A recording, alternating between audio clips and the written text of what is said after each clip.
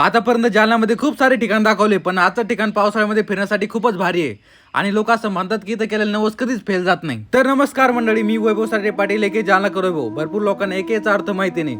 एके म्हणजे as non as वैभव सराटे पाटील पेक्षा मला जालना करोय नावाने खूप सारे लोक ओळखतात आणि हे नाव मी टिकटॉकच्या काळापासून वापरतो। आज आपल्याला अशा एक ठिकाणी जायचं जिथे प्रत्येक जालनाकरांनी पावसाळ्यामध्ये जायला पाहिजे। जालन्यापासून 8 ते 10 किलोमीटर अंतरावरती असलेले जडाई माता मंदिर।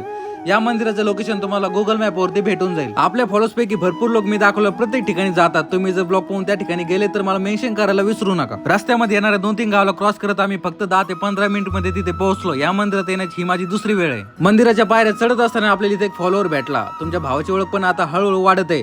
त्याला घेऊन मंदिरात गेलो आणि सर्वात अगोदर देवीचं दर्शन घेतलं। जालन्यामधील प्रत्येकाने इथे यायला पाहिजे। त्याचं कारण म्हणजे हा व्ह्यू। जालना जिल्ह्यामध्ये उंच ठिकाण खूप कमी आहे।